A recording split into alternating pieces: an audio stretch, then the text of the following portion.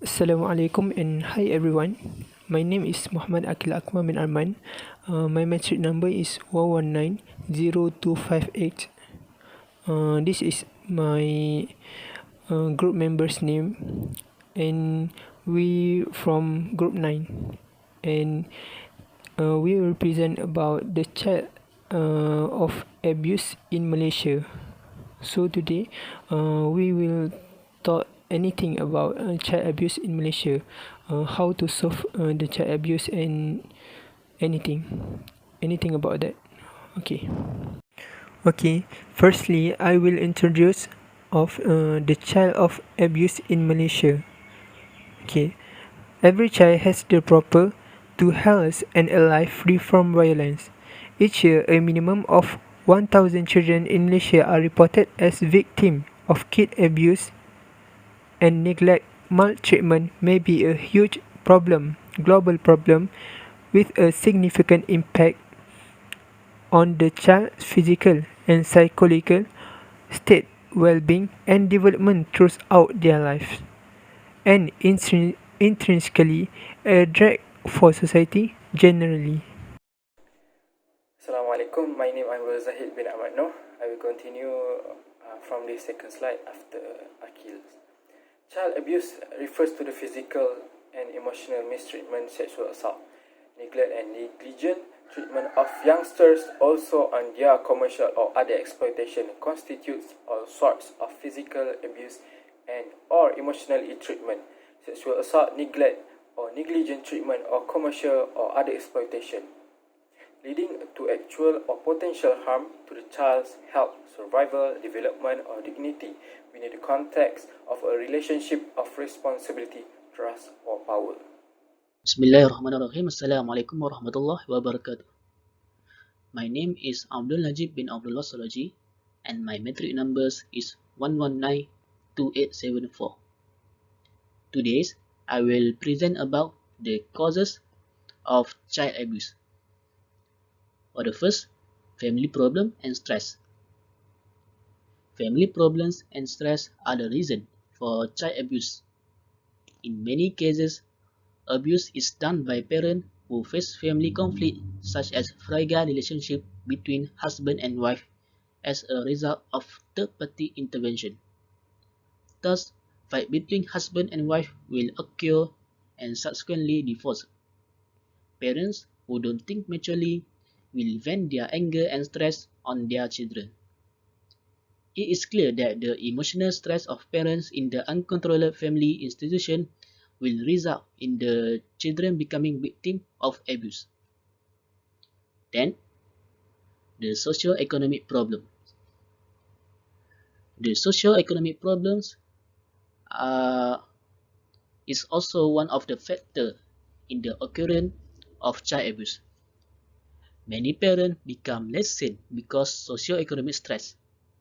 They often release that pressure by hurting their children. The economic aspect is indeed important to create a perfect family. Even a strong and caring love will not last without money. And then for the third is the lack of religious education.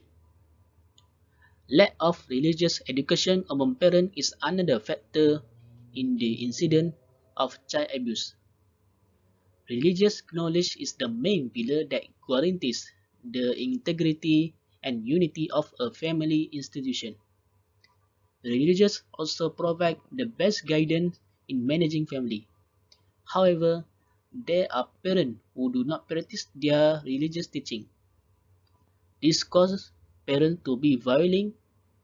This causes parents to be violent and willing to abuse their own children. And then the fourth is addicted to drug and alcohol. Parents who are addicted to drug and alcohol are also a major factor in child abuse cases. This addiction causes them to lose judgment and humanity. It is the children who are often their victims. As well known, the effect of drug or alcohol caused the addict to forget himself and hallucinate. As a result, they forgot their responsibilities and forgot their families, even torturing the innocent children. Then lastly is unsure the background of child care center. Abuse can also happen anywhere, including in child care center. Most parents send their children to the child care centers whose background they are unsure of.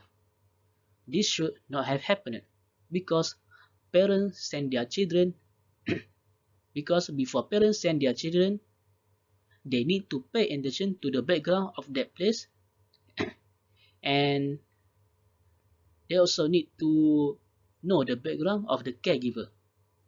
Only when their children are abused do they begin to realize how wrong the way they are who do not take the matter too seriously. This case has happened many in 2020. There are already many cases of child abuse by caregiver.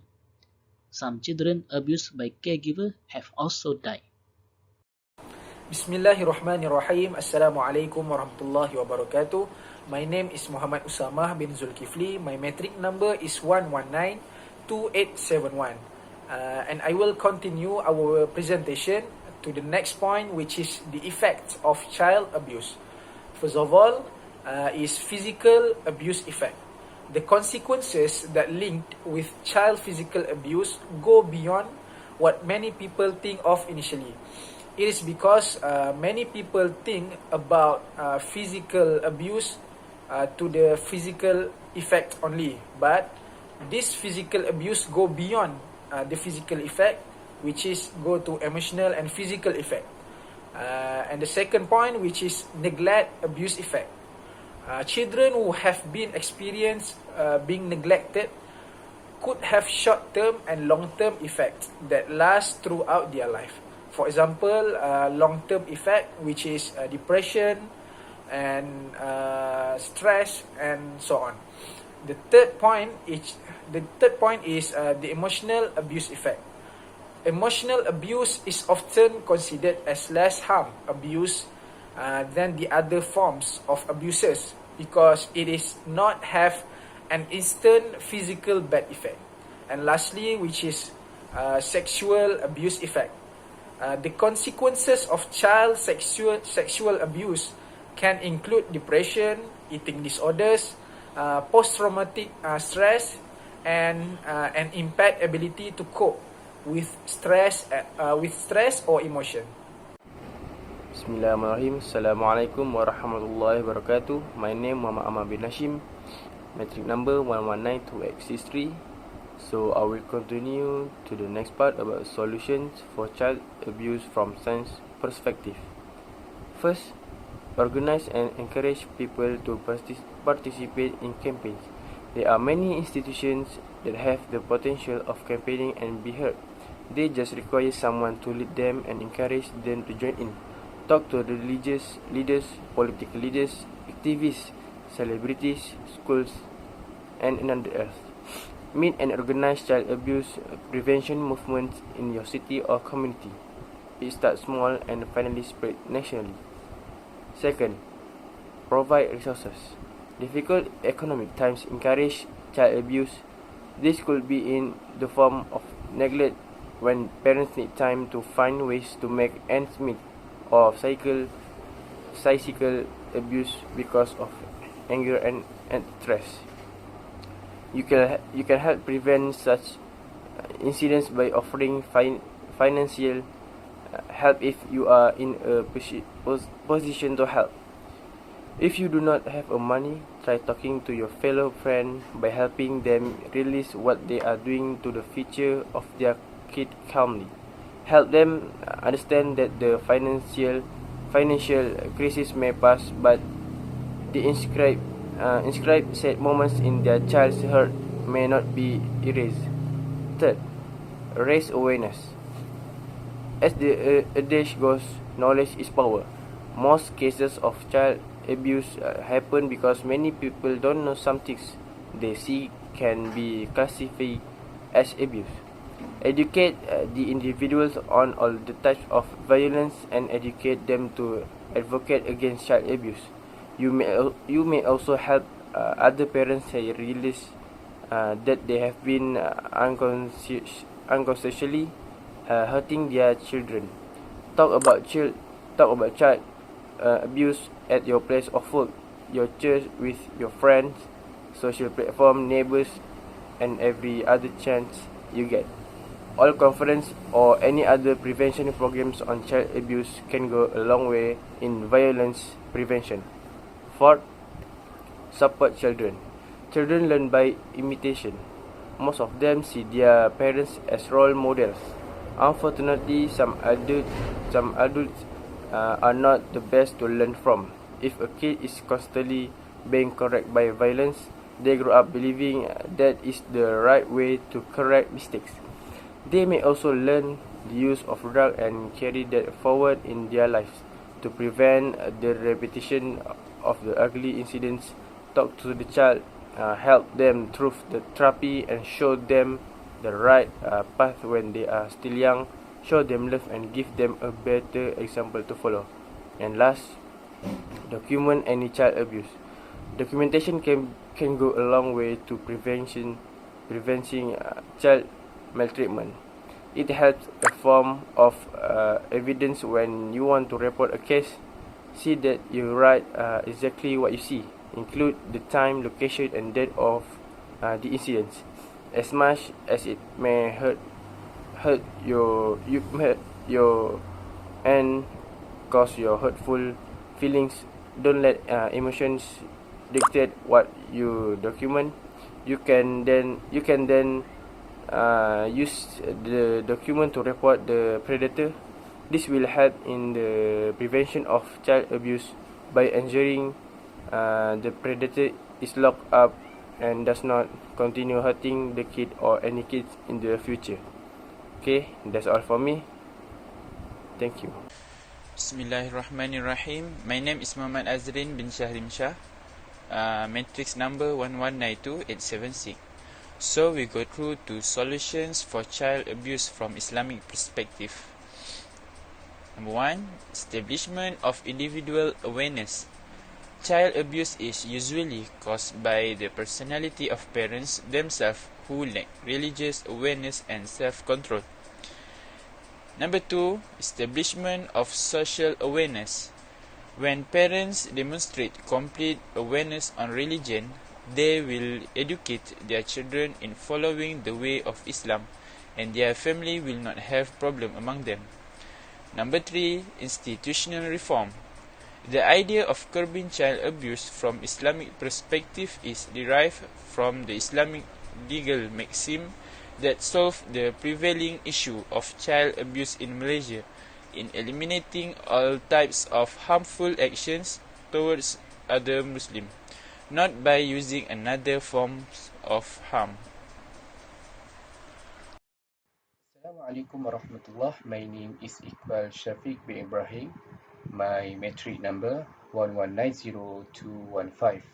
Okay, now we move to our last topic, which is conclusion.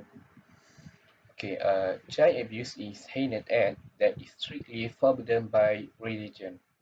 This is because such as if intended by our generation. Therefore, it becomes our responsibility to shape him into a good person or otherwise.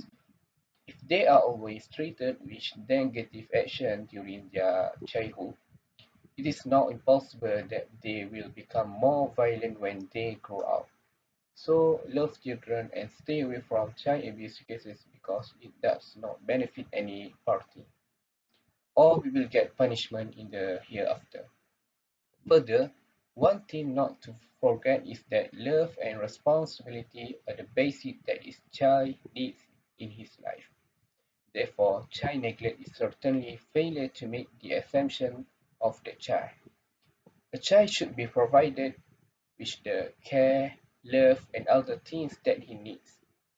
Lastly, remember, no matter how good we are on treating a child, is meaningless if we do not apply religious education on them because religion that shapes human behavior toward goodness.